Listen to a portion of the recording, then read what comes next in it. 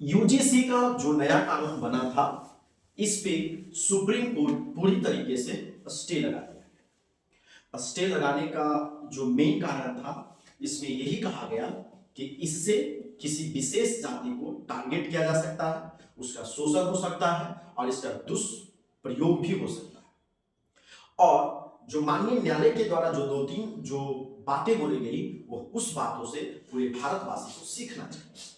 पहले तो उनके द्वारा यह बोला गया कि छात्रावास अलग अलग कर देना बिल्कुल नहीं होना चाहिए।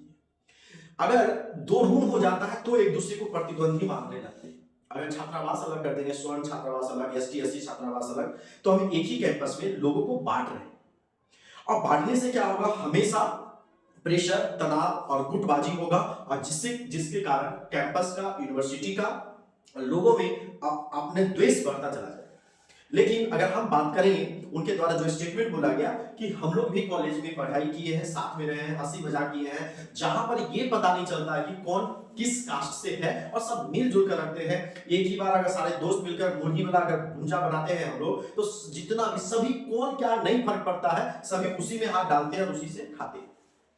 तो ये जमीनी स्तर पे इतनी समानता होने के बावजूद भी तो सरकारों के पास ऐसा क्या चूल मचा हुआ है जिसे बार बार तोड़ने के लिए पड़ी हुई है।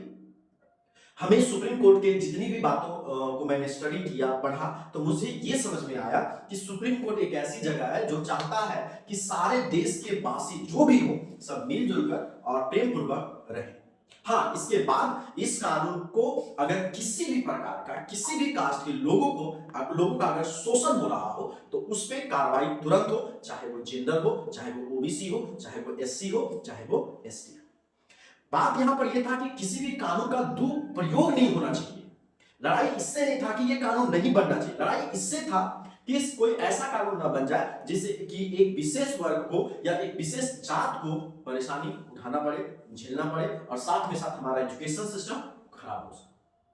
तो ऐसी परेशानियों से बचने के लिए ही इस कानून को स्टे लगाया गया। सुप्रीम कोर्ट का जो आदेश आया है बहुत स्वागतनीय है और हमें इस पर बात करना। Thank you.